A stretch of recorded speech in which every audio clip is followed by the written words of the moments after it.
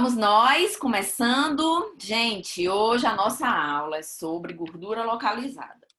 Quando eu fui organizar todo o nosso cronograma, certo? Eu fiquei tentando pensar na melhor forma de conseguir encaixar todas as ideias, porque vocês sabem que isso aqui é igual um quebra-cabeça, né? As informações, elas têm que estar muito bem alinhadas na nossa cabecinha para que a gente consiga ter um raciocínio lógico, tá? Então, em alguns cursos que eu fiz, até mesmo em época de faculdade, tinham informações que às vezes eu me sentia um pouco perdida, justamente por não ter essa linha de raciocínio que uma coisa leva a outra, tá? Quando a gente fala de avaliação e disfunções estéticas, a gente nunca pode pensar em patologias isoladas, tá certo? Por quê? Porque muitas vezes elas vêm em conjunto. E não adianta a gente focar em resolver só um problema, entendeu? Porque senão, às vezes a gente fica com aquela história dos protocolos pré-feito, pré-estabelecido, que você só faz seguir ali o que já está montado. Às vezes você resolve o começo de um problema e o paciente, quando vai se olhar no espelho, ele olha e não se sente satisfeito com o resultado dele. Na verdade, você poderia fazer muito mais por ele, tá? Por isso que eu sempre gosto de trabalhar com essa questão de montar o protocolo de forma personalizada e ter a possibilidade de você alterar o protocolo no meio do tratamento, caso seja necessário, tá certo? Então, reavaliações, elas são necessárias. Por quê? Porque o paciente ele evolui. Quando a gente fala de gordura localizada, por exemplo, a gente trata a gordura por um lado, mas a gente pode estar levando a outros problemas por outro, ou o paciente começa a ter outros incômodos quando ele começa a ter essa redução de gordura, né? Ou até você começa a perceber coisas que muitas vezes eu olho e eu mesmo digo, eu não estou satisfeita com esse resultado. Vamos incluir, vamos tirar, vamos, né? Então, você poder ter essa possibilidade de fazer ajustes. Então, quando você for ver a parte de gestão da sua clínica, quando você for ver a parte financeira de como oferecer esses pacotes, coloquem todos os custos, todos os gastos na ponta do papel e saiba também que você tem que abrir esse leque de possibilidades para você modificar recursos sem que a sua empresa ou que você financeiramente sofra com isso, tá certo? Então é melhor sempre deixar uma gordurinha ali para mais do que para menos. Então cuidado com essa margem de desconto, cuidado com todas essas coisas, mas isso aí são cursos futuros que a gente vai estar falando de gestão, empreendedorismo, todas essas coisas, tá bom? Certo? Mas hoje vamos se deter aqui ao nosso tema. Vamos falar aqui de gordura localizada. Então, a primeira coisa, né, que eu vou falar para vocês, eu sempre gosto de começar com músicas e com frases, né? Então, atenção aqui nessa frase, tá? É uma frase do Ayrton Senna que eu gosto demais. Nas adversidades, uns desistem, enquanto outros batem recordes. Então, o que a gente está vivendo aqui? A gente está vivendo uma adversidade, né? Que muitas pessoas, muitas vezes, só olham para o problema, de estar parada, de não estar trabalhando, de não estar, teoricamente, ganhando dinheiro naquele momento. Claro que isso é preocupante, isso é doloroso, a economia ela vai passar por mudanças, a gente tem que passar por essas mudanças também, tá bom? Mas pensem sempre que nas adversidades a gente sempre tem a possibilidade de dar um salto de crescimento. Então, é por isso que eu montei esse curso, é por isso que todos vocês estão aqui juntos comigo hoje, né?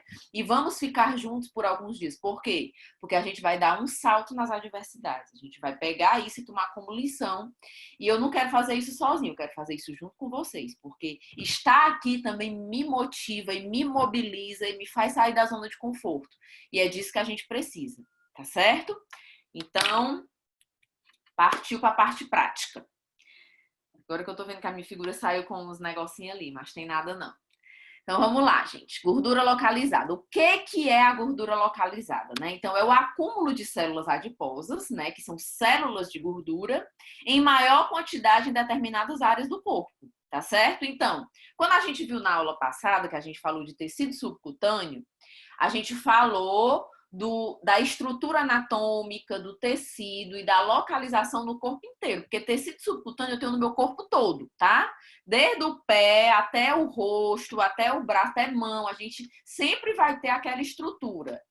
Epiderme, derme, tecido subcutâneo, em todas as regiões do corpo. Porém, em algumas regiões, essa gordura ela fica em maior quantidade, que é aí que vem o incômodo, tá certo? Que aí é o que a gente chama de gordura localizada.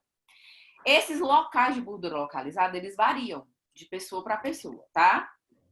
Tem gente que tem gordura localizada no abdômen, tem gente que tem aquela barriga bem sequinha, mas tem o bumbum, que a gordura, quando a pessoa engorda, só vai para lá, né? Já tem pessoas que são nas costas, tem pessoas que são no rosto, papada, tá bom? Então, tudo isso é muito importante a gente estar visualizando, tá certo? Porque você entendendo o paciente, você entendendo a fisiologia, você entendendo os recursos que você tem, você traça um plano de tratamento perfeito, tá bom? Então, essa gordura localizada, ela pode estar presente mesmo em pessoas com peso ideal. Às vezes tem aquelas magrelas, aqueles homens que são só titelinha, mas que tem aquele buchinho de cerveja, né? Que diz que tem o culote, tem o bumbum ali com uma celulitezinha aqui, que mesmo a pessoa sendo magra, magra, magra, ela ainda continua com aquela gordurinha localizada, tá bom? E aí eu vou lá na frente trazer esse raciocínio, por quê? Porque a gordura localizada vai ser muitas vezes a queixa do seu paciente no seu consultório. Ele vai chegar e vai dizer assim, vou pegar aqui o nome, né? Ó, doutora Aline, eu vim aqui porque eu tô com o meu glúteo aqui, que eu tô odiando, tô cheio de gordura localizada, não tô gostando. E aí, o que acontece? Se a Aline tiver o olho só na gordura, se ela for olhar para o glúteo do paciente e dizer assim, ok, vou traçar um plano de tratamento para a gordura, talvez ela vá dar esse resultado pobre. Por quê? Porque essa gordura ela pode vir atrelada à flacidez tissular, à flacidez muscular, ao uso de um anticoncepcional, a uma dieta irregular, falta de exercício. Então, é o conjunto. Observe sempre a queixa do seu paciente, o seu exame físico e a rotina. Certo? Tranquilo, gente? Meu povo, eu ainda estou escutando microfones ligados, que não é o meu. E aí, isso tira totalmente aqui a minha concentração. Deixa eu ver se eu encontro.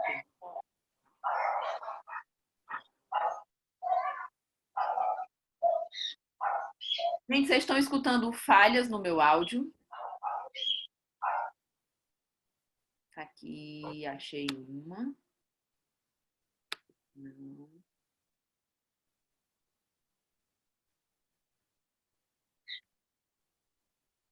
Pois é. Tem alguém com o microfone ligado, que aí fica dando meio que interferência junto comigo, entendeu? O cachorro, o meu tá dormindo aqui do lado. O meu cachorro está dormindo, ele não tá latindo. Ai, meu povo, não sei o que eu faço para poder. Deixa eu ver aqui. Quem tá com cachorro latindo em casa, verifique o seu microfone. Opa, olha aqui, achei uma. Achei uma. Estava com o microfone ligado.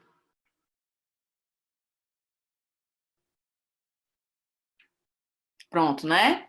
Pronto, eu acho que eu achei a pessoa que estava com o microfone ligado. Show de bola. Voltou? Vamos nós, certo?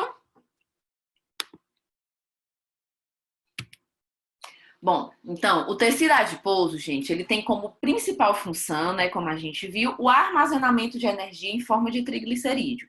Então, toda vida que a sua ingestão de energia for maior do que o seu gasto, ele vai armazenar, tá certo? Ele vai lá para dentro do adipócito em forma de triglicerídeo. Quando for lá na frente, que eu vou falar um pouco dessa questão do armazenamento, porque eu vou estar falando da questão hormonal, tá certo? Dos hormônios que meio que sinalizam, que estimulam a fome, que estimulam o depósito de gordura. Eu vou falar um pouco da insulina, porque isso tudo tem a ver, tá certo? Então, o que que acontece, gente? Hoje em dia, nós que trabalhamos com estética, a gente tem que ter uma visão muito generalista para você se destacar de uma forma diferente, tá certo? Então, não adianta o paciente chegar só com uma queixa, que é uma causa, e você tratar só essa causa.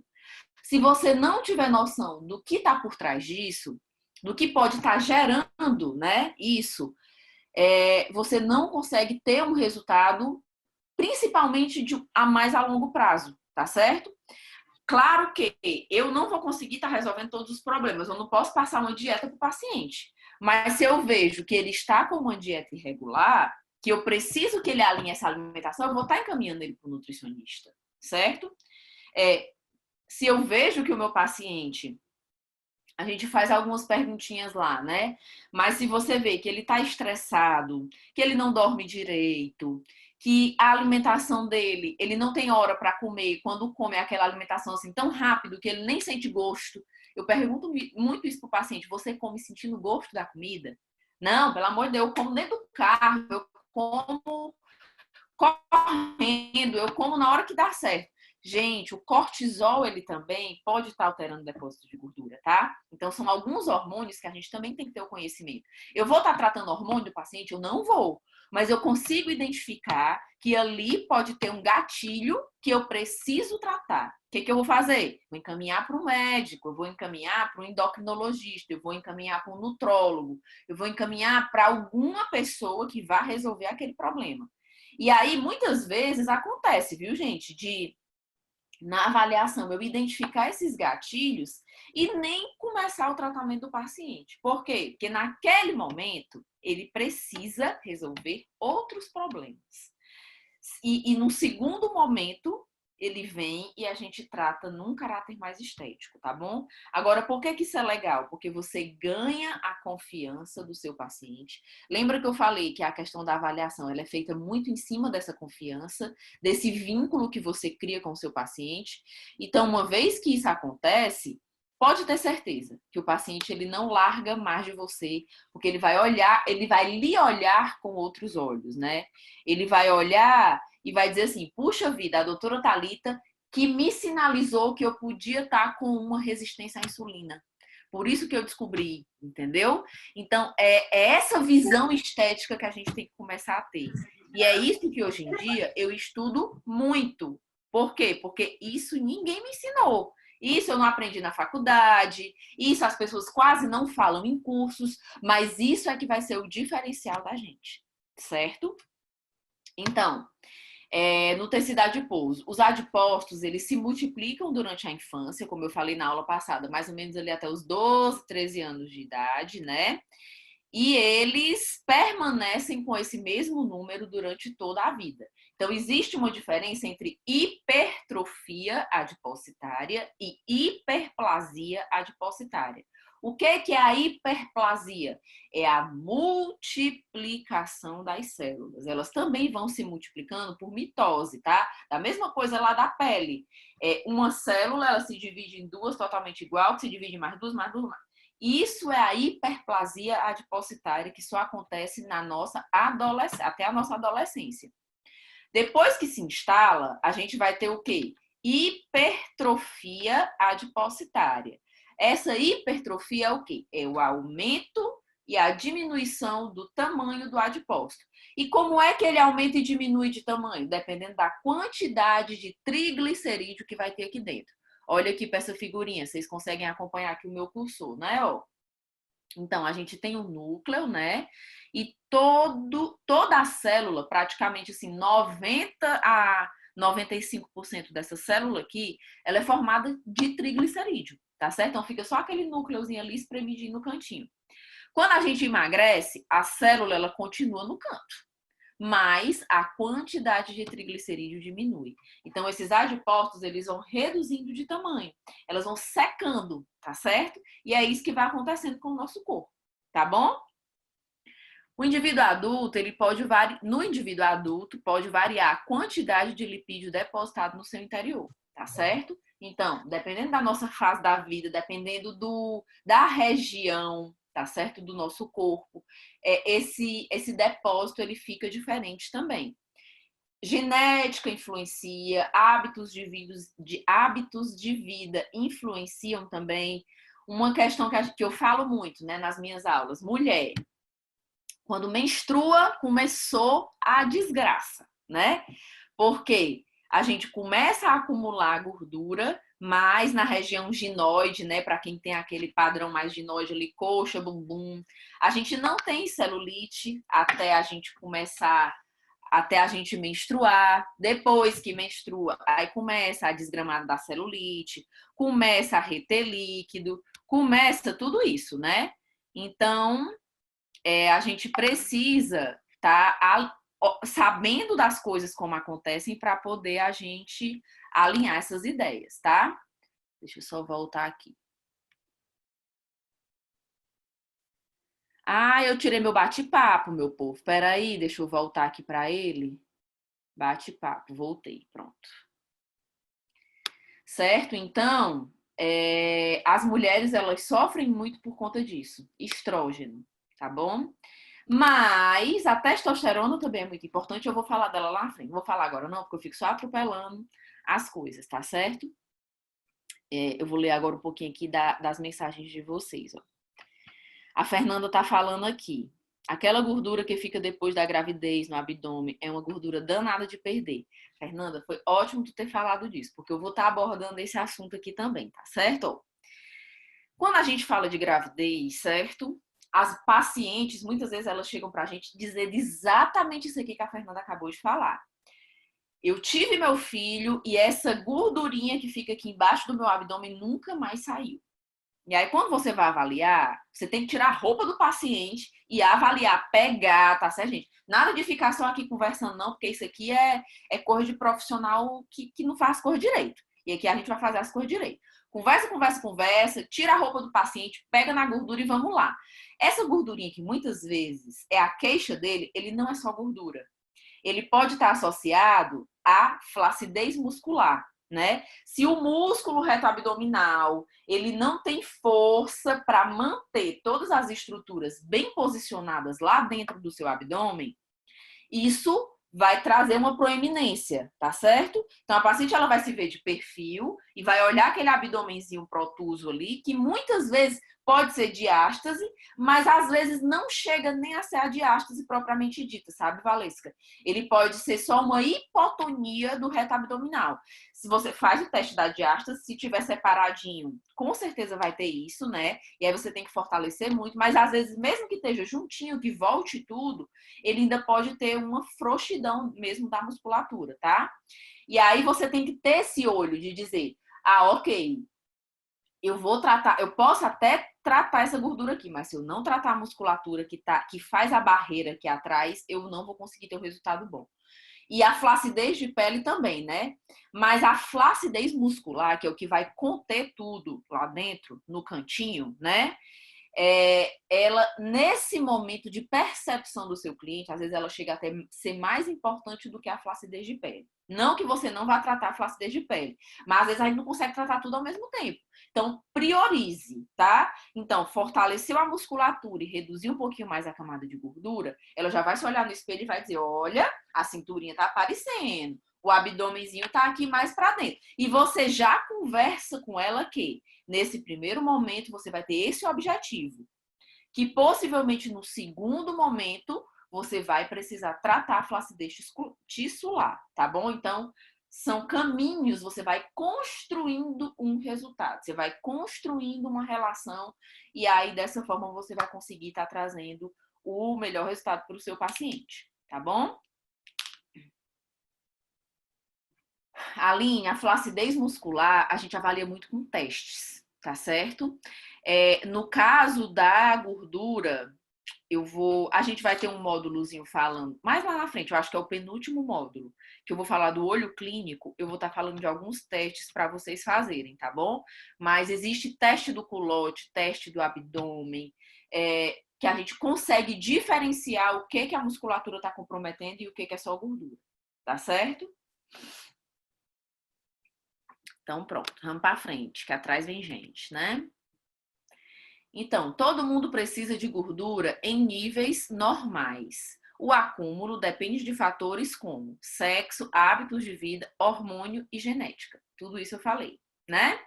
Então, homens e mulheres, eles têm características de depósito de gordura diferente. Você praticamente não vê um homem de pernão e bundão e cintura fina, mas você vê mulher, né? E da mesma forma, você muitas vezes não vê a mulher com aquele abdômen tão protuso quanto os homens. Existe, gente, existe. Toda regra tem sua exceção. Tô falando de uma coisa mais generalista, tá certo? Então, alguns tipos de gordura, né? A gente tem aqui a gordura multilocular, que é a gordura que a gente chama de parda ou marrom, tá certo? Ela apresenta várias gotículas de gordura e também apresenta mitocôndrias dentro dela, dentro das próprias células, né? Então, quando eu falo de mitocôndria, o que é que já vem na minha cabeça? Gasto de energia. Usina nuclear, bomba atômica, entendeu? Então, mitocôndria, você sempre pensa em gasto, tá bom? E aí aqui a gente vê, ó, um adipócito, né? Você vê que toda a estrutura dele, mas a gente não tem só uma vesícula, a gente tem várias gotículas de gordura dentro de um só adipócito. E esses pontinhos aqui mais escuros que a gente vê, ó, dentro desse citoplasma, isso aqui tudo é mitocôndria. Então, o gasto dessa gordura é muito rápido. Agora, o que é o ruim, né? Porque a gente tem pouquíssima gordura parda no nosso corpo na idade adulta. Ele é muito comum em animais hibernantes, né, que dormem assim, durante o inverno e ficam lá por muito tempo, usando só a gordura que eles estocaram. É comum também em bebês, tá bom? E a gente tem aqui na idade adulta só em algumas regiões que são fundamentais para vitalidade, né, para manter o nosso corpo vivo caso falte energia, caso a gente entre em pifa, né? Que é o quê? Ao redor da aorta, em algumas regiões assim que são bem específicas para gerar energia caso a gente tenha necessidade, tá bom? Mas no geral, a gente tem o gordura o quê? Unilocular, tá bom? A unilocular é exatamente essa do tecido gorduroso amarelo, que é aquele que na hora que a gente vê uma cirurgiazinha lá, né, que vai cortando, cortando, cortando, que a gente chega na gordura, é um monte de bolinha amarela. É exatamente aquilo ali. É o tecido unilocular, que é formado por uma única gotícula de gordura, tá certo? Agora, o que é ruim? Ela é mais difícil de queimar, é mais difícil de perder, mas não é impossível, tá certo? E a gente tem essas estratégias aqui para a gente organizar, né? Então, vamos nós. A Josi perguntou aqui: será que a flacidez muscular consegue ser revertida só com recursos elétricos? De maneira nenhuma, Josi. Exercício físico, ele trata até mais do que com recursos elétricos, né? Com a eletroterapia. A eletroterapia, ela vem como um plus, mas o seu paciente, ele tem que fazer exercícios na academia, em casa, ou se você pode até fazer no seu consultório também, direcionando, né? Mas é muita força da contração. Quando a gente viu lá no tecido muscular, lembra que a gente falou que para ter ganho tem que ter a quebra das fibras, né? Então, a gente tem que ter desgaste muscular para poder ter hipertrofia muscular, certo? Stephanie, a aula vai ficar gravada assim, já está sendo gravada, tá bom? E agora que eu aprendi, eu disponibilizo o link mais rápido para vocês lá no grupo.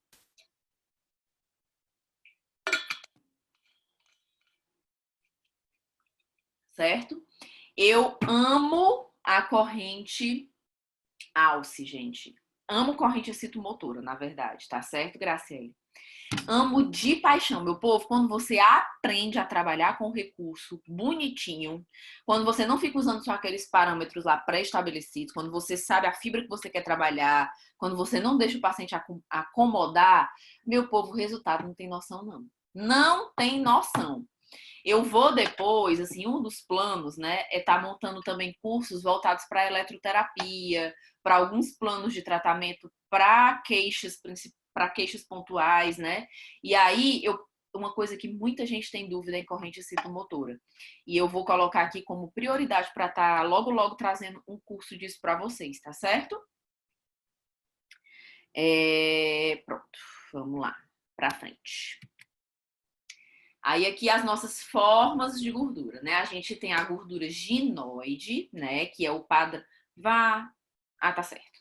A gente tem a ginoide, que é principalmente das mulheres brasileiras, né? Que é principalmente depósito de gordura em abdômen superior, abdômen inferior, viu, gente? Aqui tá errado. Não é superior, é inferior, que é essa gordurinha que fica aqui embaixo do umbigo.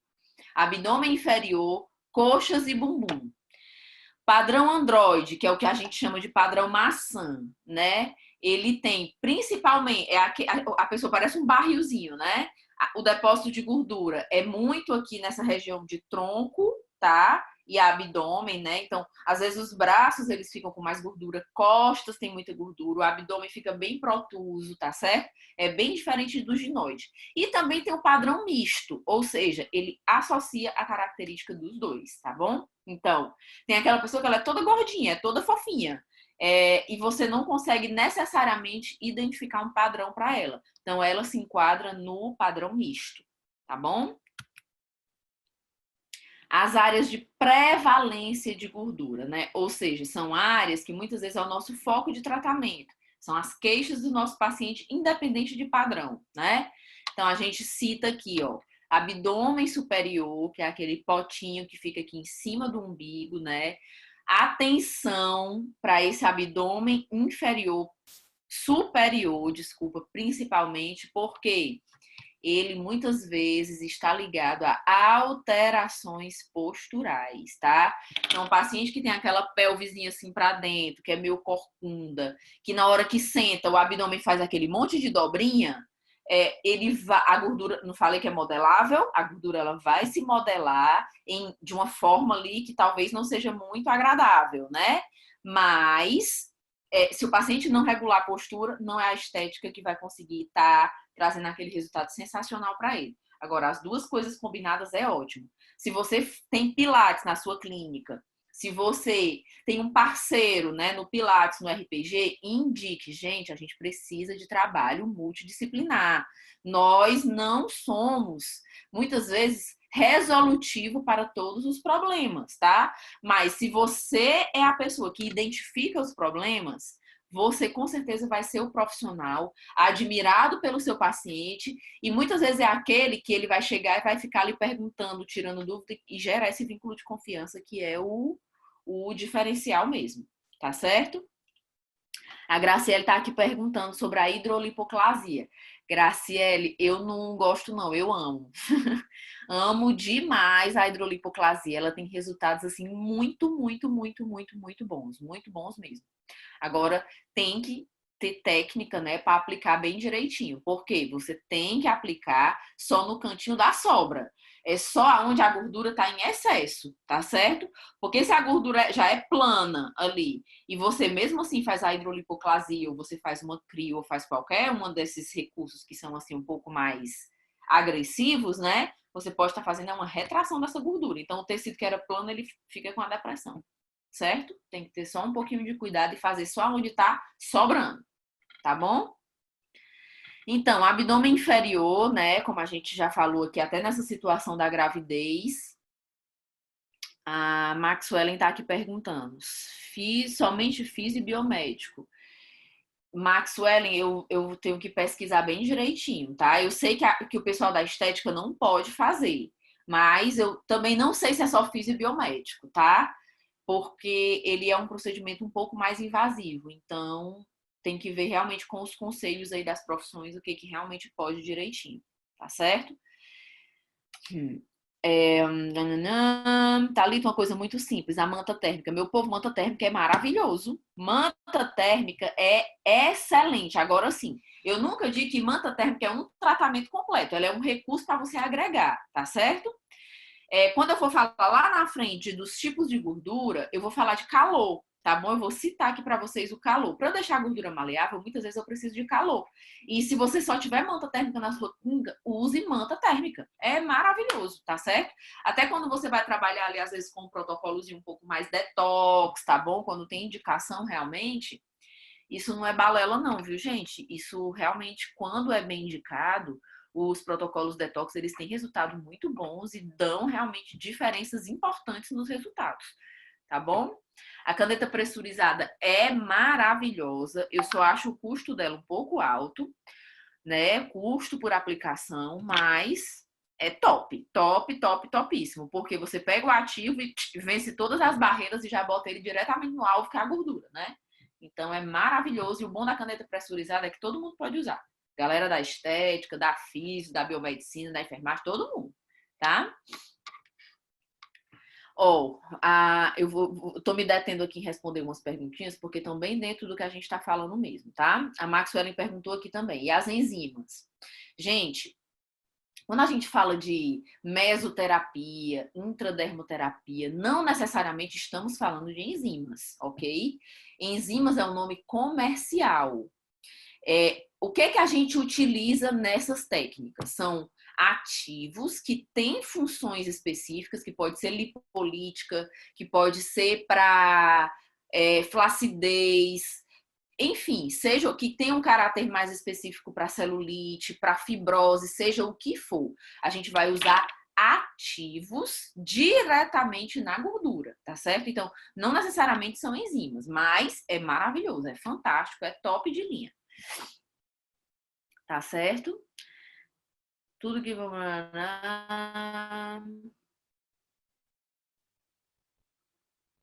Ó, gente, hidrolipoclasia com a caneta pressurizada, não é isso, Graciela, que tu perguntou?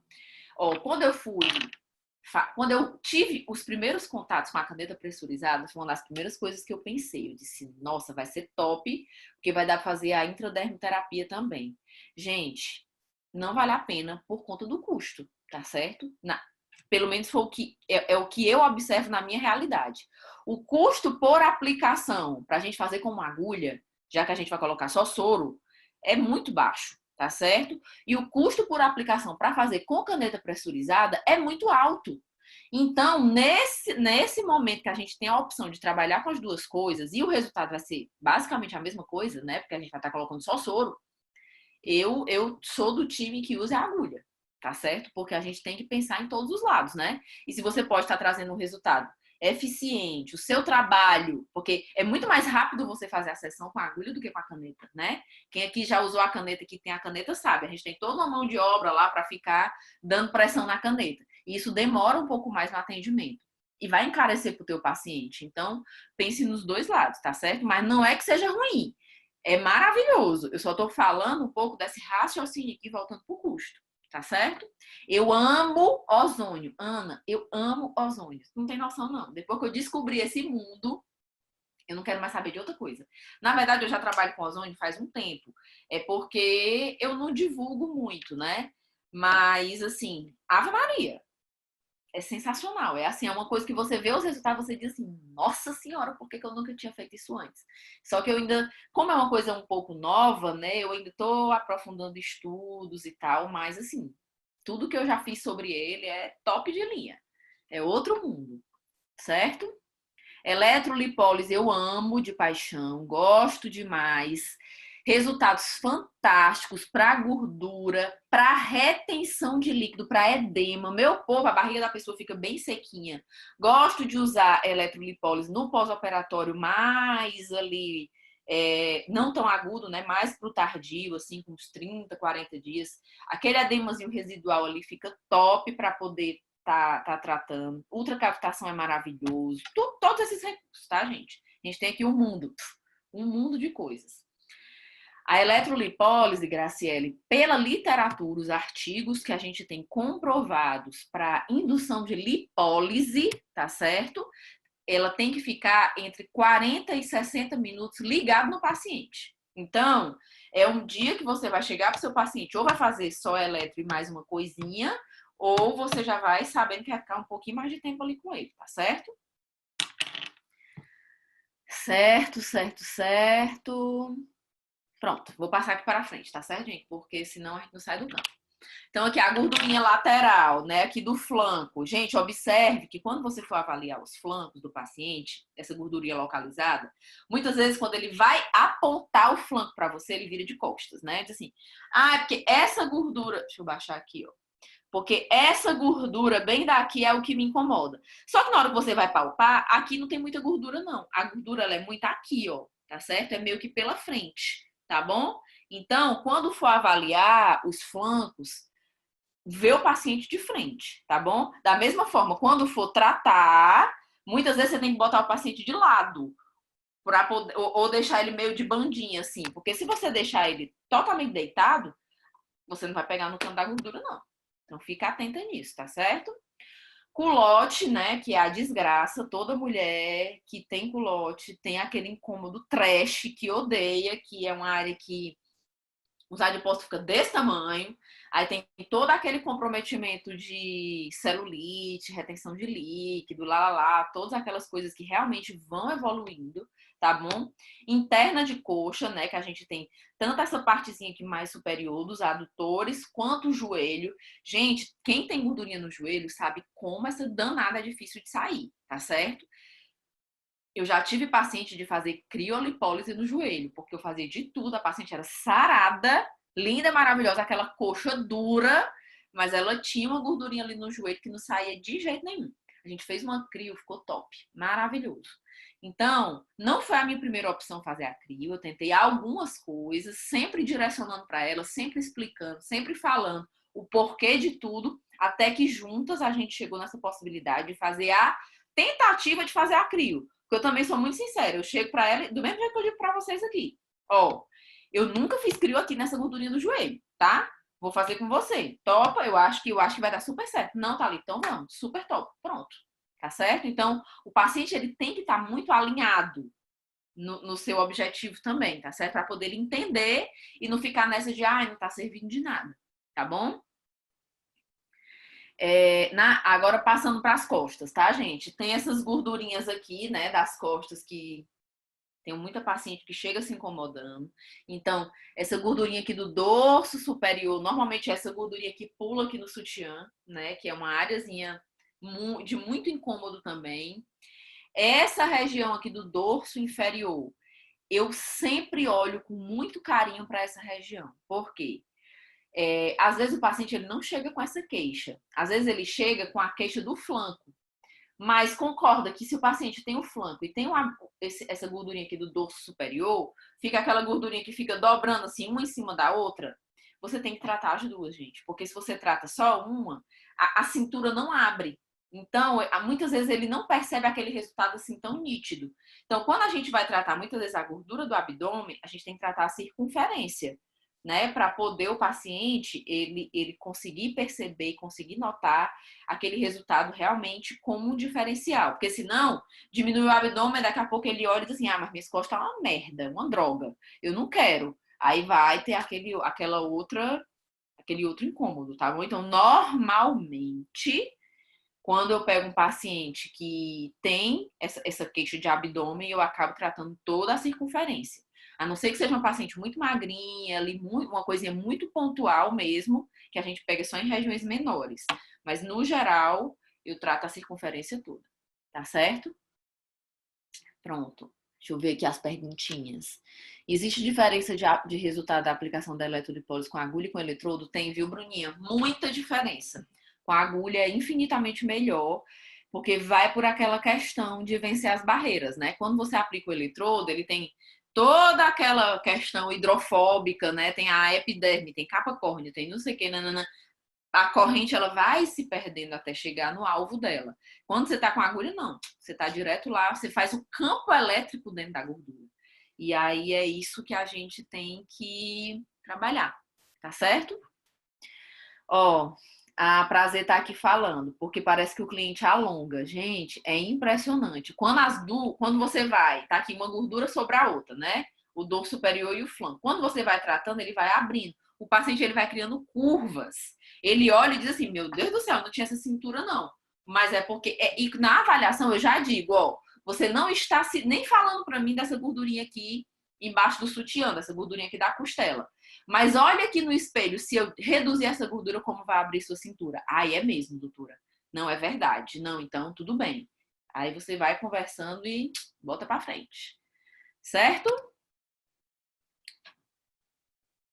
Aí aqui é a nossa forma de distribuição de gordura, gente. Olha, sou apaixonada por Deus, mas confesso que ele podia ter feito isso aqui ao contrário, né? Os homens e as mulheres, a forma de distribuição de gordura poderia ter sido o inverso, porque mulher sofre com tudo, minha gente. É impressionante. Pra gente além do sofrimento, ainda tem a anatomia aqui que vai desfavorável, né? Então vamos lá, gente. Lembra quando a gente estava falando ontem, ou ontem não, na aula passada, quando a gente falou de tecido subcutâneo, vocês viram que o fibroblasto também fica lá, né? Então, a gente tem depósito de colágeno, fibras de colágeno também no tecido adiposo, ou no tecido subcutâneo, né? Ali no meio da gordurinha.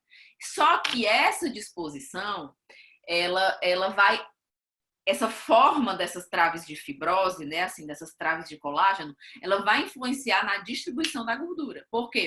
Observa aqui nessa primeira figurinha dos homens.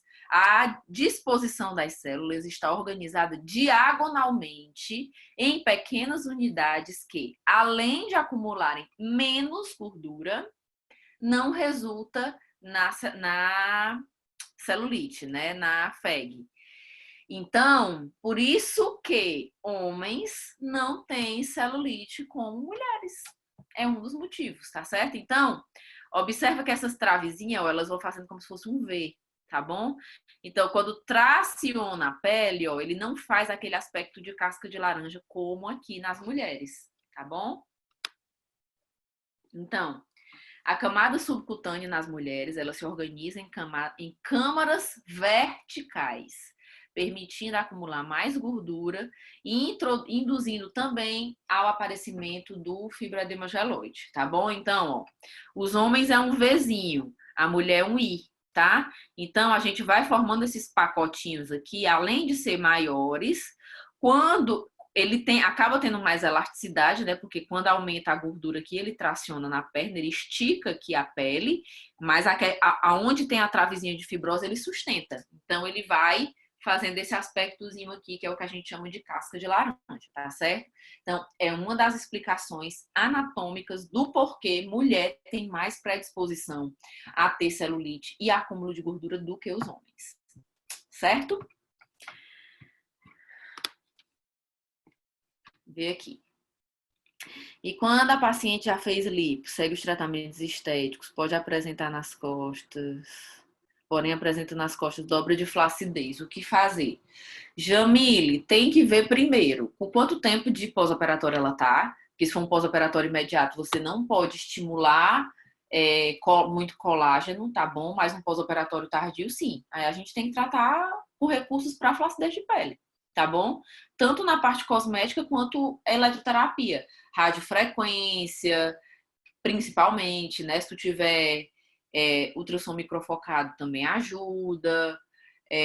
A própria cosmetologia, né? A gente tem muita coisa aí para colocar. Se for uma coisinha muito pontual, por exemplo, se bem que eu fiz isso em abdômen, naquela flacidezinha aqui do abdômen, tá? Pacientes pós-gestação, microagulhamento com permeação de ativos, aí intradermoterapia, você pode fazer com a pressurizada, tem uma infinidade de coisas, tá bom? Agora, pense na pele. E outra coisa, sempre fale com ela que quando você avaliar, você vai olhar para a pele, você vai olhar e vai dizer assim, isso aqui eu consigo melhorar muito. Não, talvez isso aqui eu não consiga melhorar tanto. Eu converso muito abertamente com as minhas pacientes, sabe, gente? Então, muitas vezes eu digo, olha, a gente vai fazer um tratamento, vai melhorar, mas não vai resolver, tá certo? Porque aqui essa sua flacidez, ela já tá num grau mais avançado. Mas é possível a gente dar uma melhorada, né?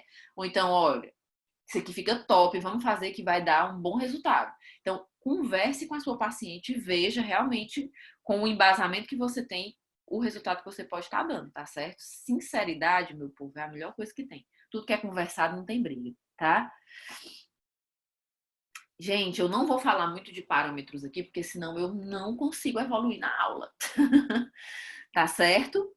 Mas eu vou estar organizando uma aulazinha de eletroterapia com vocês, tá bom? Porque são muitos detalhes para poder a gente estar falando aqui.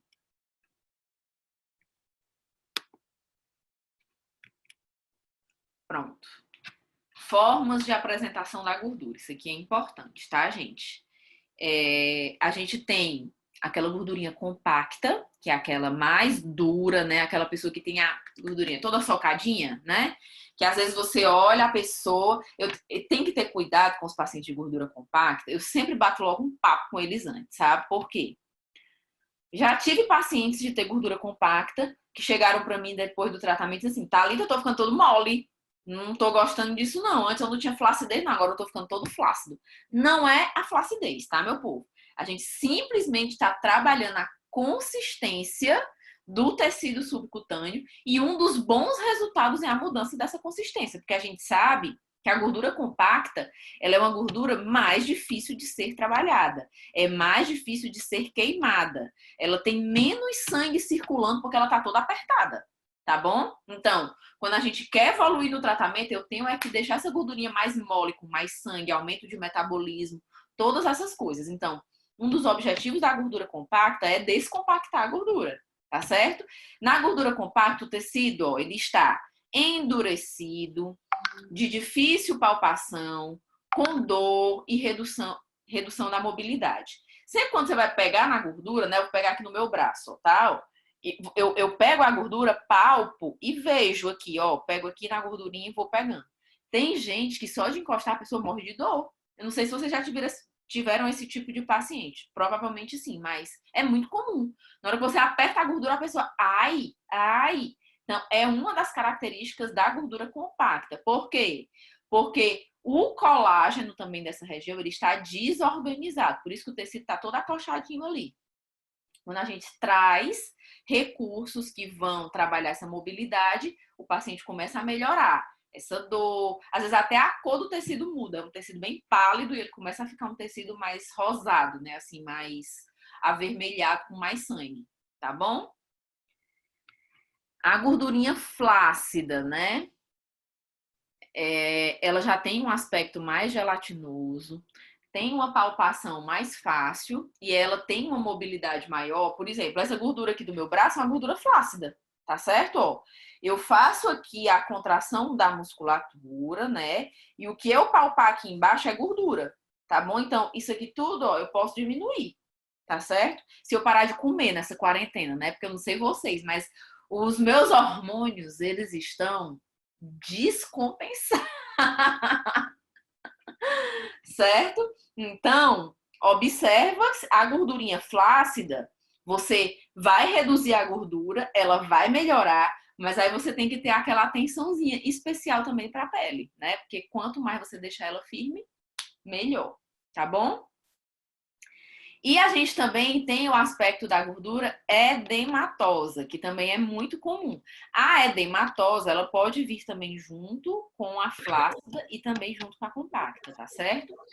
A edematosa, alguém ligou o microfone, minha gente. Verifiquem os microfones de vocês. Eu já tô escutando ruídos aqui. Pronto, acho que passou. Então, a edematosa é muito por conta da retenção de líquido, né? É o líquido que vai ficando acumulado, que vai ficando estagnado no meio intersticial do tecido subcutâneo, tá bom? Então, ele tem esse aspecto acolchoado, com marcas de pressão e mudança de cor na palpação, tá bom? Então, aquela pessoa que você vai pegando ali, parece que ela tá toda rechonchuda, né? E aí, o fato de você fazer um tratamento que melhore a retenção de líquido, o paciente já se olha no espelho e se vê outro ser humano, entendeu? Por isso que muitas vezes a gente, lá na clínica a gente tem o Power Slim, mas tem o método da Nazaré, tem o método da Renata França, tem Adreno Detox, todos esses métodos que eles trabalham com um pouco mais de pressão, mas a gente atua no sentido da drenagem, ele melhora o aspecto da gordura, porque a gordura é um tecido modelável, né? E ao mesmo tempo a gente tira esse líquido que está em excesso no meio intersticial. Então, na hora o paciente vê um resultado absurdo. Não significa dizer que esse resultado vai ficar para sempre. Porque ele pode estar ligado a outras coisas ali, a parte hormonal, a alimentação, a uso de anticoncepcional, a um DIU, a um pós-gestação, não sei, seja o que for, tá certo? Mas ela pode estar ligada com as outras fases, as outras formas de apresentação também, tá bom? Nananã. Quem tem aumento exacerbado do colágeno devido a ser um paciente portador de esclerose? Pode ter, sim, ele pode ter resultado também, tá certo? Não significa dizer que não tem, não. Porque o nosso tratamento também, Priscila, ele trabalha na reorganização do colágeno já existente, tá? Então, o fato de reorganizar, muitas vezes, o aspecto do tecido já modifica. Então, converse com ele, né? Claro, explique essa questão, mas você pode, com certeza, ter um resultado bom, sim. Tá bom? A Juliana está aqui falando. Tenho muita dúvida quanto aos protocolos que pregam uma drenagem com uma pressão muito grande. Não vai contra os princípios da drenagem linfática? Juliana, primeira coisa, certo? A pressão, ela não é para ser muito grande, tá bom? Ela é uma pressão um pouco maior do que uma drenagem, mas ela é bem inferior a uma massagem modeladora. Ela só tem um pouco mais de pressão, ela é um pouco mais, a pegada é um pouco mais incorporada, tá certo? Ela não é para ter muita pressão, não. Esse tipo de drenagem, tá? Esse tipo de tratamento, ele é indicado para quê? Para pacientes que não tenham nenhuma patologia de base. Eu não vou fazer um protocolo desse num paciente de pós-cirúrgico imediato, ou que acabou de ter um bebê, entendeu? A gente vai, nesses casos, é realmente indicada a drenagem linfática tradicional, aquela que a mãozinha é mais leve, tá bom? Mas, por exemplo, vou dar o exemplo de mim. Eu sou a pessoa que mais tem retenção de líquido que eu conheço, certo? Eu já fiz vários cursos dessas técnicas, confesso que amei demais. E lá na clínica, tudo que a gente vai testar, eu converso com as meninas, a gente monta os protocolos e elas testam em mim. Por quê? Porque se der resultado em mim, dá resultado no povo. Minha gente, vocês não têm noção de como eu tenho retenção de líquido, não. Tá? E eu não tomo mais anticoncepcional. Eu tenho uma alimentação regular. Não é assim 100%, mas a minha alimentação é boa. Eu faço exercícios físicos diariamente e eu tenho muita retenção de líquido. Então, pode ser uma coisa da minha fisiologia também, tá certo? Só que na drenagem linfática tradicional, se você for fazer em mim para poder dar uma geral, assim, né? Porque muitas vezes eu vou porque eu quero dar uma secadinha mesmo, porque eu sei que vai dar resultado. Ela não dá, entendeu? Mas quando você trabalha com essa pressãozinha um pouco maior, eu chego a perder 2 quilos na balança, minha irmã. Tu não tem noção das fotos, não. Eu vou botar umas fotos minhas lá no grupo para vocês verem como dá a diferença. Então, não é que a gente vai excluir a drenagem linfática da nossa vida, mas ela tem que ser bem indicada, bem aplicada, né? Tem pacientes que eles não gostam desse toque um pouco mais rápido, um pouco mais vigoroso. Eles gostam mesmo da drenagem porque usa a drenagem para relaxar. Gente, a drenagem linfática é fantástica, é maravilhosa. Não estou desfazendo da drenagem de forma nenhuma, não, tá bom? Mas, se tratando muitas vezes dessa parte fisiológica aqui junto com essas outras formas de gordura, talvez essas manobras um pouco mais vigorosas, com um pouco mais de pressão, elas vão estar trazendo melhores resultados, sim. Tá bom? Exatamente. Acredito, elas com certeza confundem muito pressão com força. É exatamente isso, Carol. Exatamente. A Jamile está aqui perguntando. A gordura compacta, antes de realizar a criolipólise, indicada é um tratamento para soltar. Perfeito. Gente, se vocês forem fazer uma criolipólise num paciente que tem gordura compacta e a sua crio ainda for de sucção, o seu resultado vai ser pobre. Primeiro, o tecido não vai estar vascularizado o suficiente, né? Porque a gente sabe que a gordura compacta, ele tem uma diminuição do metabolismo. Você não vai conseguir fazer a prega tão bem, porque o paciente vai sentir dor, o tecido não vai distender.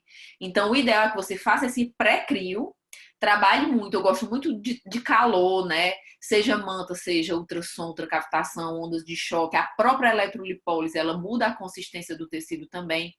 E depois você vai para crio, tá certo? Aí é outra coisa. Lá na clínica, a gente usa muito isso, dessa questão de descompactar, também em pacientes que vão para cirurgia, tá? Então, às vezes, tem alguns pacientes do Tiago que vão para lipo, que vão fazer abdominoplastia, mas que tem aquela gordura dura. Graças a Deus que hoje em dia ele já olha e diz, ó, quero que descompacte aqui o tecido adiposo dessa paciente. E a gente faz o pré-cirúrgico, o pré qualquer coisa lá que for necessário. Mas a intenção é descompactar realmente, tá bom?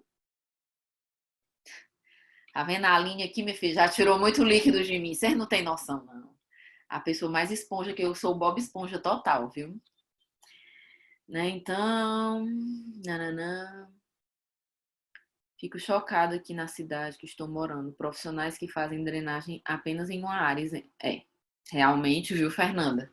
Fazer drenagem só em uma área é um pouco, assim, na contramão da parte fisiológica, né? Senão você drena um canto, sobrecarrega o outro. Então, o ideal realmente é que a gente, quando vai fazer drenagem, faça o corpo inteiro, sem dúvida. Você conhece algum outro médico preventivo que não afeta? Em que sentido, Maxwell? Eu não entendi muito bem essa tua pergunta, não. Algum outro método preventivo que não afete os hormônios? Explica um pouquinho melhor aí para ver se eu consigo te entender e esclarecer, tá certo? Então, Eveline fazendo react. Após quantos dias pode ser feita a crio? Eveline, rápido, viu, gente? O método react é... Alguém ligou o microfone. Observem os microfones de vocês, viu? Gente, o método React é um método que a gente utiliza lá na clínica, tá certo? Que tem como base a hidrolipoclasia, mas não é só a hidrolipoclasia, a gente faz uma série de associações, tá bom? E a gente pode fazer a crio rápido, 2 dias depois tu já consegue estar fazendo, tá bom? Porque aquele soro que a gente coloca ali no tecido, rapidinho ele é reabsorvido. Não tem muito problema não. E é bom porque logo depois, rapidinho a gordura fica mole, né? Então fica ótimo pra gente estar fazendo a crio. Em 2 dias já fica top, tá certo? Gosto da eletrolipólise na gordura compacta porque ela vai alterar a conformação do tecido, vai deixar molinha. Ele tem um pouco desse efeito de... Esqueci o nome agora. No ultrassom é o efeito tixotrópico, né? Que muda a consistência do tecido. Na eletrolipólise eu me esqueci, mas ele deixa o tecido mais molinho sim, tá bom? Se fizer crio de placas, quanto tempo após pode fazer a crio? Eveline perguntou. Eveline, se tu fizer a crio de placas, não precisa tu fazer outra crio não, mulher. A crio de placas já dá um resultado muito bom. Não precisa ter essa associação de crios, não. A de placa, na verdade, é a que eu mais uso hoje em dia. E eu gosto muito mais do resultado dela do que da de sucção hoje em dia. Tá? Ah, você falou que não toma anticoncepcional por conta da retenção de líquido, mas você tomou... Ah, entendi. Agora eu entendi. Seguinte, gente. No meu caso, vou contar para vocês. Na verdade, até hoje eu não consigo identificar 100%, mas para você ver como a clínica é importante. Eu fiz uma consulta com o Dr. Fernando lá na clínica, né, ano passado, e aí falando para ele que eu estava cansada, que eu estava exausta, que eu acordava ainda com vontade de dormir. E aí ele foi conversando, viu todos os meus exames, tudo normal. E aí a gente viu que nos hormônios laboratoriais, as minhas taxas de hormônio tireoidiano, tá? Eles estavam normais, mas eu tinha sinais clínicos de hipotireoidismo. E aí a gente fez um testezinho, né? Fez uma suplementação por um tempo dos hormônios da tireoide. Minha gente, mudou minha vida. Minha retenção de líquido melhorou. Não resolveu 100%, mas melhorou. A minha disposição melhorou. A gente sabe que os hormônios da tireoide, eles influenciam no depósito de gordura também. Então, o resultado com o exercício físico melhorou, tá certo? Então, tem algumas coisas que eu não sei interpretar exatamente, mas quando eu já vou perguntando pro paciente, aí como é que tá no dia a dia? Você se sente cansado? Você acha que o seu sono é reparador? Aí eu vou perguntando. E aí quando ele diz, Thalita, pelo amor de Deus, toda hora eu estou morta, eu digo, olhe, aí eu vou contar a minha história, né? Ou então simplesmente vou dizer, olha, é o seguinte, isso você pode ter características de um hipotireoidismo. Não sei. É interessante que um médico faça realmente uma avaliação. E aí eu encaminho. Entendeu? Porque com certeza é diferente a visão do paciente com a gente. Deu para entender? Lianinha, eu uso a crio de placas da Medical Sun. Tô adorando. Adorando, adorando, adorando. Se fizer a crio de placas, quantos dias após pode fazer o react? Ah, entendi. Entendi. Mais rápido também, Eveline. Mesma coisa, tá certo? A crio de placas, ela não traumatiza o tecido tanto quanto a de sucção, não. Tá certo? Mas eu sempre gosto de fazer, assim, uma semana, né? Eu faço sessões normalmente por semana, uma, duas por semana. Então faz a crio na semana, na outra não começa o pós-crio. Entendeu? Existem várias opiniões com relação ao DIU de cobre e a levoterapia. Qual a sua? Daisy, eu prefiro, eu sempre peco pelo excesso de cuidado, sabe? Se o paciente tem um DIU de cobre, eu opto por fazer recursos que eu sei que trazem mais segurança, entendeu?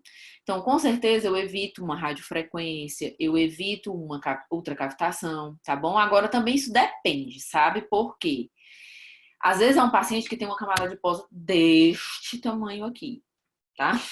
Enorme.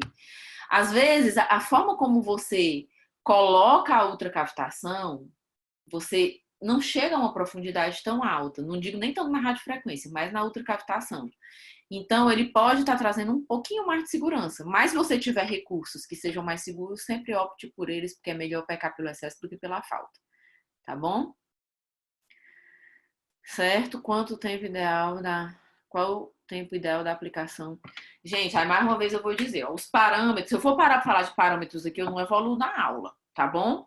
Mas a crio de placas é igual a crio normal, a gente deixa ali entre 45 e 60 minutos, tá certo? Vamos para frente. Ó, alguém estava falando aqui também já dessa questão da gordura subcutânea, né? Então, ó, isso é muito importante para o nosso olho clínico, tá bom? Quando o paciente estiver na sua frente, você vai avaliar todos os planos. Você vai avaliar o plano superficial, que é a pele, o plano intermediário, que é do tecido subcutâneo, e o plano mais profundo, que vai dos músculos. E a gordura abdominal, que fica mais profunda ainda, né? O que fica por trás. Então, o nosso campo de trabalho, tá certo? Ele sempre vai ser somente na gordura subcutânea, tá bom? Não adianta você querer tratar a gordura visceral. Não vai resolver. Então, Thalita, como é que eu sei o que é a gordura subcutânea? Pede para o paciente fazer a contração muscular e você palpa. É a mesma coisa que eu fiz aqui, ó. E você palpa. A gordura que você consegue pegar é a gordura que você vai tratar. O que está por trás disso, a gente não consegue tratar com estética. Tá bom? A hipotonia ou a incompetência dos músculos abdominais e do core podem piorar o aspecto visual do abdômen, aquilo que a gente já falou, né? A musculatura, ela é responsável também por essa tonicidade, tá bom? Então, se a gente não resolve a parte muscular, não tem como a gente ter um resultado 100% bom. Eu me detive a parte do abdômen, mas isso se estende para todo o corpo, tá bom? A coxa é do mesmo jeito. O paciente chega lá e diz, estou cheio de celulite, cheio de gordura na coxa. Aí você vai palpar, você não consegue nem palpar a musculatura, de tão compacta e de tão grande que é essa camada de gordura. Então você tem que dizer, olha, você precisa fazer exercício, a gente tem que aumentar o volume desse seu músculo para poder a gente conseguir afinar a gordura e ter um resultado ainda melhor. Então, a linha de raciocínio sempre vai ser baseada nesse olho clínico e dessa visão mais generalista. Tá bom? Show? A Valesca perguntou aqui, ó. Thalita, você indica endermologia para gordura compacta? Indico, mas, parêntese, abre aspas, né? Não faça isso de imediato se o tecido não estiver preparado para receber e se o paciente estiver sentindo muita dor, tá bom? Como é que eu digo que o tecido não está preparado para receber? Você fez a avaliação, você viu que o tecido está todo compacto, está ali com pouca vascularização, o paciente está sentindo dor e você vai chegar com um vácuo? Não vai rolar. Faz algumas sessões antes de outras coisas, tá? Nem que seja manual, ultrassom, manta, né? Todas essas coisas que vão deixar a gordura mais maleável. E aí depois você vem com a enderma. Aí dá super certo, tá bom? A enderma, ela ajuda muito no realinhamento das fibras de colágeno que estão bagunçadas ali, né? Que vão estar desorganizadas.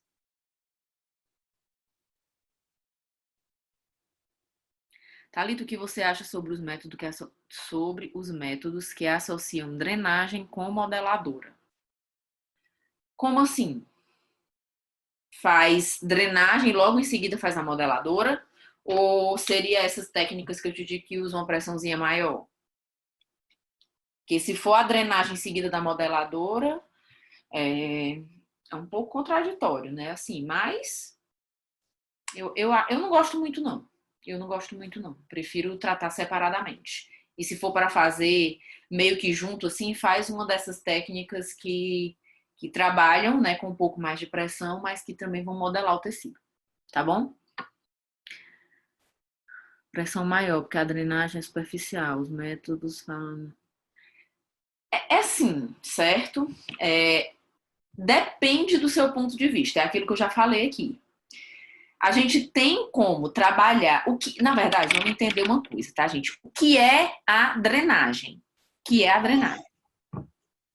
Você tem o líquido estagnado no meio intersticial do tecido subcutâneo. Esse líquido está todo ali.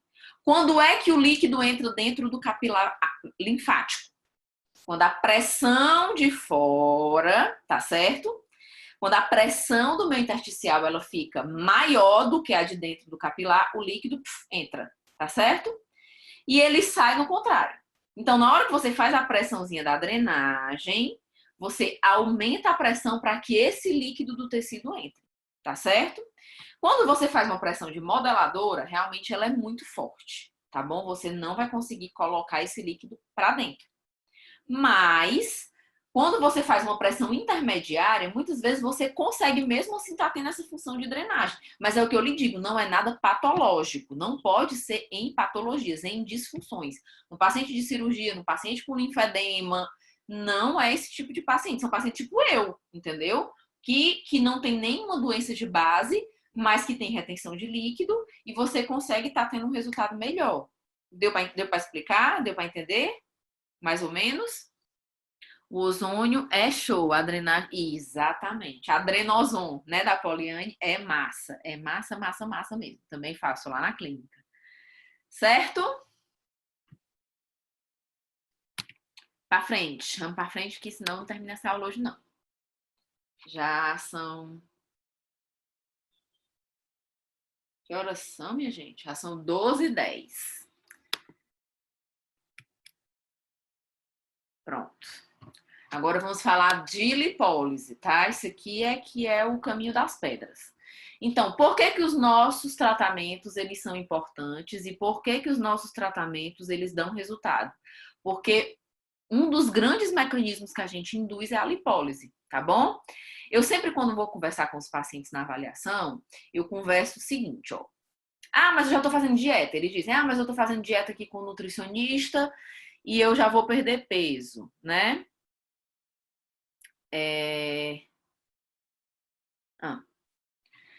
E aí, tava lendo aqui uma mensagem e me embananei. E aí, o que que acontece? No emagrecimento, você vai perder, você vai ter lipólise, ele vai induzir a lipólise também pelos mecanismos que acionam por conta da dieta, tá bom? Só que você vai emagrecer o corpo inteiro, né? Você não seleciona uma região, vou fazer uma dieta para emagrecer só o meu abdômen. Não.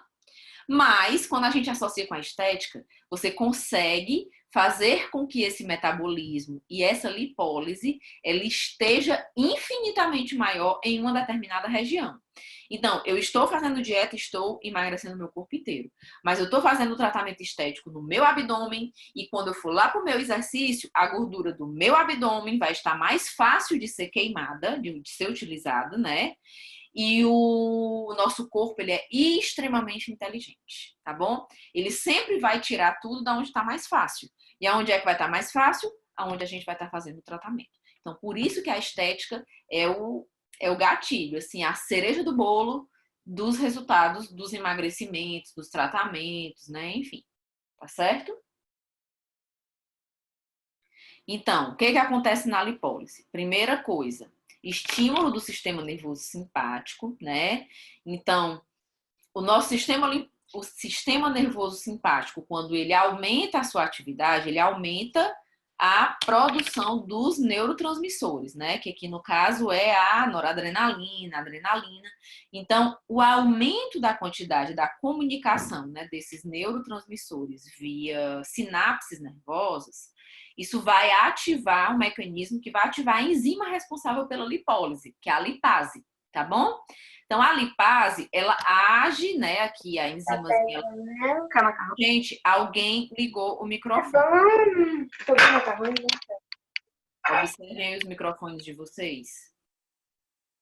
Então, a lipase, quando ela é estimulada, tá certo? Quando ela aumenta a atividade, ela vai agir bem aqui no adipócito.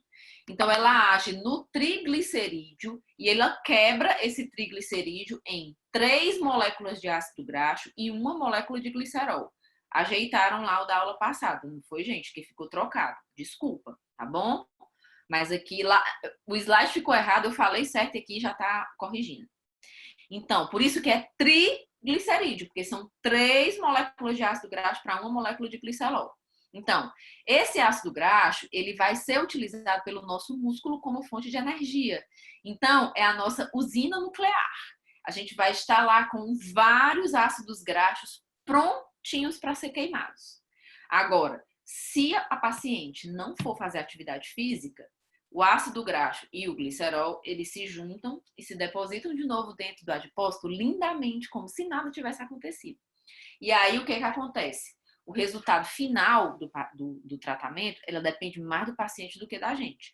Porque a gente chega até aqui, né? A gente chega até quebrar bufo, ácido graxo e glicerol. E depois disso, para poder não ter ao que se unir, o ácido graxo tem que ir embora. O glicerol não vai ter mais a quem se unir, vai ser eliminado. Tá certo? Mas se eles se unirem de novo, eles se depositam. Então, a maioria dos nossos recursos, eles usam a lipólise, tá bom? Claro que a gente tem recursos que faz apoptose, como a gente viu. A gente tem recursos que estimulam até uma necrose adipositária, mas a grande maioria é por lipólise, tá bom? E aí é bom porque na lipólise a gente traz muito a responsabilidade para o paciente também, né? Do resultado. Não fique com a responsabilidade só para vocês, não. Tá bom? Deu para entender direitinho a questão da lipólise? Sim? Agora, minha gente, seguinte. A gente vai entrar numa parte massa que acaba que eu não consigo falar detalhadamente sobre tudo, porque é muita coisa, mas eu já vou tentar aqui falar o máximo de coisas importantes possível para vocês utilizarem na rotina, porque a gente vai falar de hormônio, tá bom?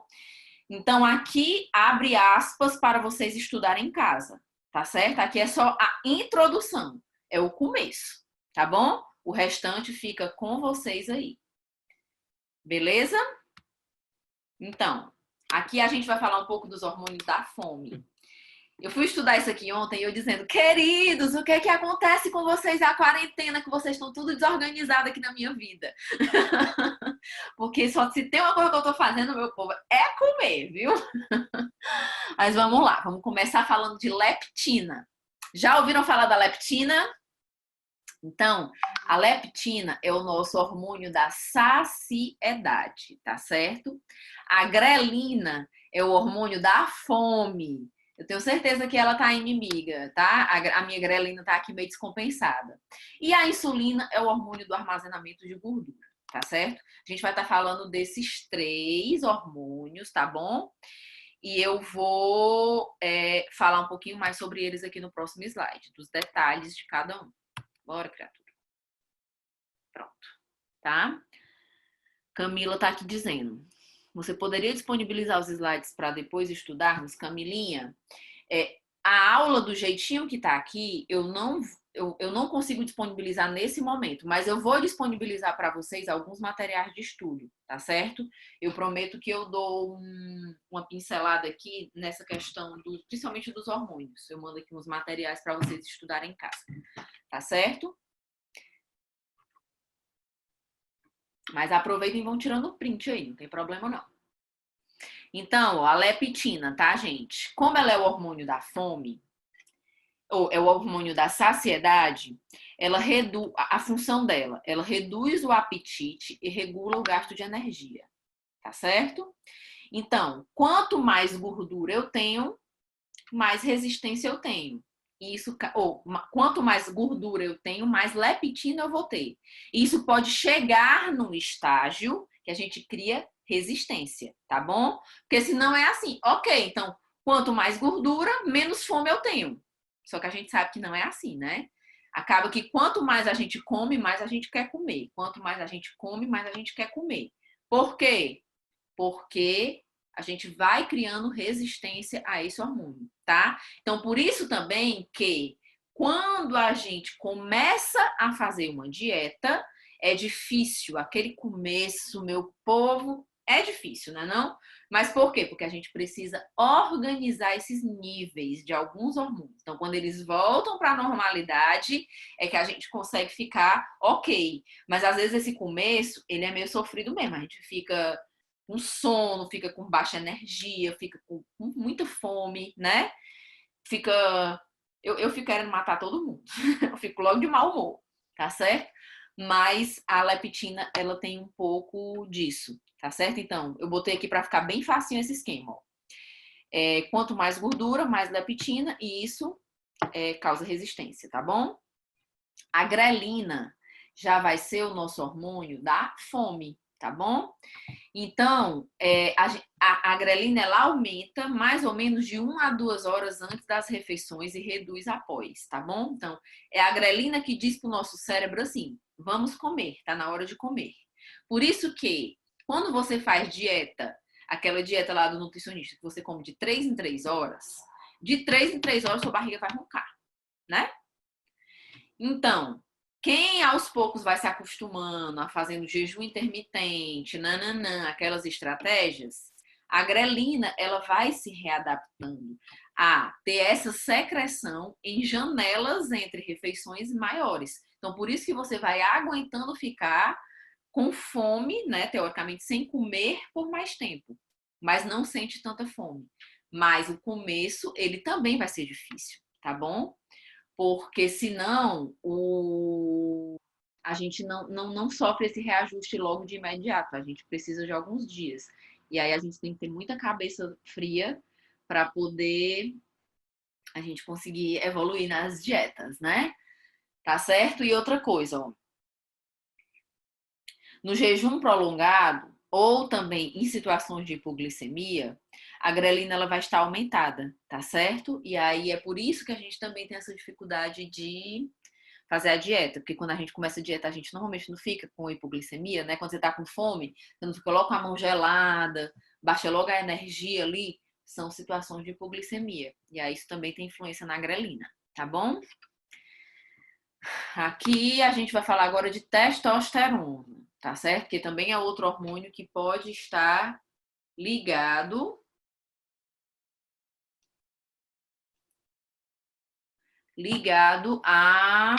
ao depósito de gordura, tá bom? Por quê?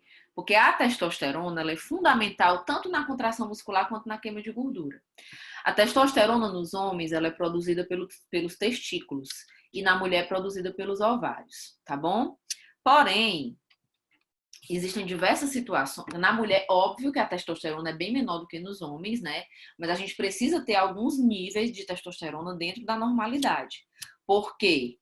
Porque quando a testosterona está baixa, a gente vai ter uma cascata inteira de sinais e sintomas que vão estar relacionados e um deles está ligado à gordura, tá bom? Por que que os homens emagrecem mais do que as mulheres? Uma das coisas é testosterona. Por que que mulher, quando quer ganhar massa magra, esse povo aí do fisiculturismo, sei lá o que, toma testosterona? Aí começa a ficar com a voz rouca, cabelo, pelo em todo canto, né?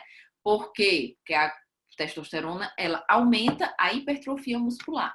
Então, a gente precisa dela, tá certo? Em níveis normais, nada de suplementação, só se for necessário com acompanhamento médico. Mas é para trazer sempre dentro da normalidade, porque ela também tem consequências, tá certo? Agora, por exemplo, mulheres que tomam anticoncepcional ou que usam DIU hormonal ou qualquer uma dessas situações que a gente estimula a secreção de estrógeno, né? Ele reduz a testosterona. Então, quando eu tomei anticoncepcional por 16 anos seguidos, quando eu parei o anticoncepcional, eu estava com menopausa precoce, né? Então, a minha testosterona, ela estava no chão. Ela não estava zero, não. Ela estava nula quase da minha vida. E aí, aos poucos, com o tempo, quando a gente vai voltando para a normalidade, é que os níveis eles vão se normalizando, porque o nosso corpo vai, é uma cascata ali, né? Ele vai voltando, é uma engrenagem, na verdade. Ele vai voltando a trabalhar coisas que antes ele não estava precisando trabalhar, porque não estava usando, então ele vai ficando por ali. Ele sempre parte pelo caminho mais fácil, tá certo?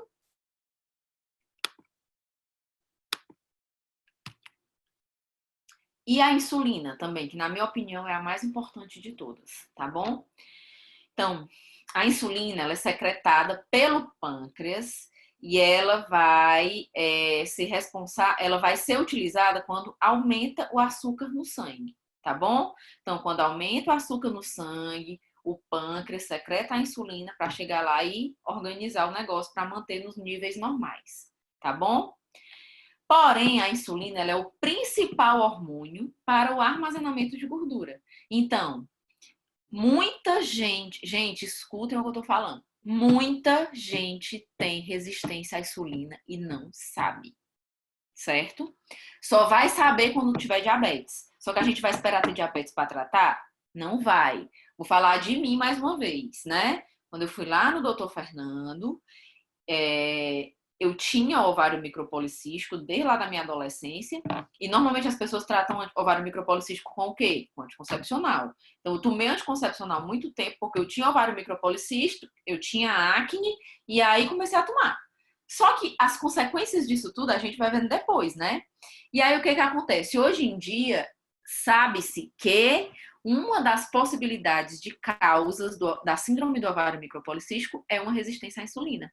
Então, a minha família materna, ela tem muita predisposição à diabetes. Então, talvez geneticamente eu também já tenha essa predisposição. Então, desde lá da minha adolescência, eu já podia ter uma descompensação aí dessa questão, né, da insulina, né, do pâncreas e tal.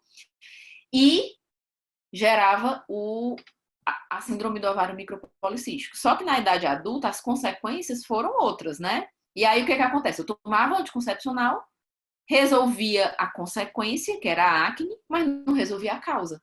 Porque a causa, ninguém sabia o que era antes. E hoje em dia a gente sabe que ela pode estar ligada a uma resistência à insulina. Então, ó, foi um carnaval, né, aqui dentro do meu corpo. Mas hoje em dia já está tudo organizado. Graças a Deus. Tá bom? Então, funciona assim, ó. Tá vendo que eu botei bem facinho, né, para vocês entenderem. Funciona assim. Você come, aumenta a glicose no sangue. O pâncreas secreta insulina para regular. Na resistência à insulina, esse mecanismo fica descompensado. Então, você tem um aumento de açúcar no sangue, talvez você não secrete insulina o suficiente, ou às vezes até secreta a insulina, mas os receptores não estão prontos para receber. Então, ele não regula. E a gente sabe que o aumento de açúcar no sangue vai fazer o quê, queridos? Vai transformar esse açúcar, né, em triglicerídeo. E vai lá para onde? Para o meu adipócito. E faz o quê? Aumenta a gordura. Entendeu? Então, por isso que a resistência à insulina é muito importante. Aí, se seu paciente tem resistência à insulina, tem alteração desse mecanismo todo aqui, e você morre fazendo um tratamento estético, e ele nem exercício faz, tem um metabolismo diminuído, e fisiologicamente ele tem uma disfunção, concorda que o nosso tratamento vai estar um pouco prejudicado? Por isso que a gente tem que ter o olhar clínico, o olho do generalista. Tá certo, gente? Deu para entender? Thalita, fazer jejum melhora essa resistência? Dizem que pode dar uma melhorada, mas eu não sei te explicar exatamente, tá bom? Mas dizem que sim, que o jejum ele faz uma regulação, por quê? Porque no jejum você obriga o seu corpo a usar a sua energia, a gordura como fonte de energia. E muitas vezes, aqui quando a gente está só no basal, né, assim, as minhas atividades de rotina, a minha alimentação de rotina, como a gente come carboidrato e come açúcar e come tudo isso, a energia que o meu corpo fica usando é essa gordura que já está, ou é esse açúcar que já está disponível no meu sangue, que veio da minha alimentação de pouco tempo. Então, ele não usa a gordura. E aí, quando você faz o jejum, ele acaba melhorando por esse ponto. Deu para entender? Certo, gente? Então, observe o seu paciente como um todo. Se atente aos detalhes. E isso é fundamental na escolha do tratamento correto para você ter resultados excelentes. Porque aqui ninguém quer ser profissional mediano, né? A gente quer ser profissional o quê? Excelente. Então, para sermos profissionais excelentes, a gente tem que estudar, minha gente. Não tem como, não tem segredo, não. É sentar um dia na cadeira, estudar, é abrir a mente para coisas novas e traçar também rotinas diferentes para o seu paciente. Beleza?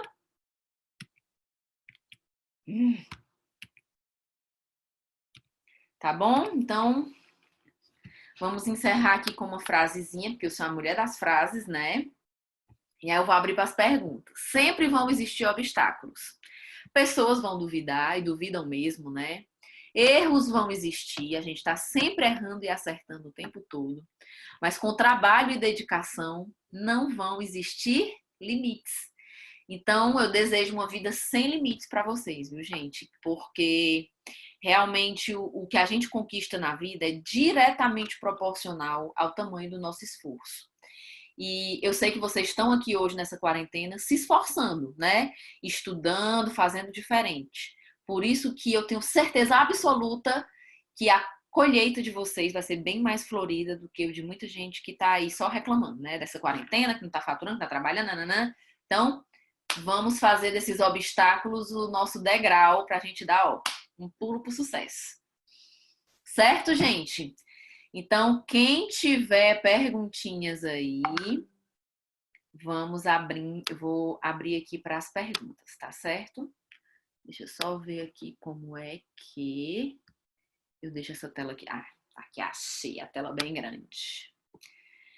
Certo, gente? Então, quem tiver dúvidas, vão levantando a mão que eu vou começar aqui a responder. Ana, tem uma dúvida, Ana? Cadê a Ana, minha gente? Pera aí. Ana, te achei de novo. Vou ligar teu microfone, certo? Oi, Ana, tudo bom, meu amor? Coisa Bom dia, tudo linda essa ótimo. moça aí estudando, meu Deus, mata a prof de orgulho. Lógico. Diga Saudades, lá, né? meu amor, qual a sua Aula dúvida? maravilhosa. É porque eu tenho muita dúvida sobre esse ozônio que estão usando agora, né? Sei, Na gordura localizada. sei. É tipo assim, a minha dúvida é o quê? Não é nenhuma dúvida, é uma pergunta mesmo. Sim. Realmente ela funciona? Porque eu vejo nas postagens das estéticas que é imediato. Fez e a pessoa já vê resultado. Depende, sabe, Ana? Eu sempre gosto de dizer assim, tudo que vem rápido, vai rápido, né? Mas não necessariamente ele é uma terapia de resultados imediatos, não. Mas por que que é muito bom? Eu sou apaixonada pela ozônio. Não é nem pelo imediatismo do resultado, mas são os mecanismos que ele aciona no nosso corpo, porque ele é uma terapia muito rica antioxidante, entendeu? Então, quando a gente aciona mecanismos do nosso corpo que trabalham de uma forma de controlar esses radicais livres, a gente consegue barrar muito essa cascata de degradação, que está ligada a várias coisas, né? A flacidez, ao envelhecimento, à gordura, à diminuição do metabolismo. Até porque a ozônio, a gente tem várias formas de estar utilizando, tem que ter uma indicação correta. E os resultados, eles são muito bons, mas eu te digo, principalmente a longo prazo, sabe? Eu vou te dar um exemplo assim, de situações que o ozônio fez muita diferença na minha vida. Pacientes de pós-cirúrgico, tá certo? Assim, imediato, eu já uso o ozônio e isso realmente dá um salto de evolução na recuperação dele. E pacientes, por exemplo, que fizeram deiscências, que estão com alguma feridinha ali aberta, um pontinho rompeu, abriu a ferida, aí fica aquela situaçãozinha ali um pouco mais difícil de cicatrizar, ele cicatriza muito mais rápido. Por quê? Porque a gente oxigena e a gente consegue trazer para aquele tecido a regeneração mais rápida, entendeu? Então, assim, são situações que na minha prática clínica ele tem realmente modificado, mas não por estar trazendo resultados tão imediatos assim, certo? Ok. Respondido? Pois um beijo, meu amor. Beijo. Pronto, agora eu vou procurar aqui mais dúvidas.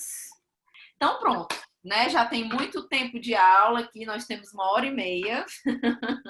Como sempre, né? A Thalita fala demais, mas é isso mesmo, faz parte. Se for coisa boa, tá valendo.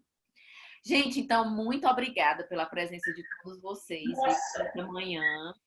Eu vou deixar o vídeo disponível, tá? Agora que eu já aprendi, vai ser mais rápido. Façam as postagens, se possível, o quanto antes, tá bom? Para eu tentar não me perder tanto e ir organizando bem direitinho a planilha para a gente fazer o sorteio do VIP Pass no final, tá certo?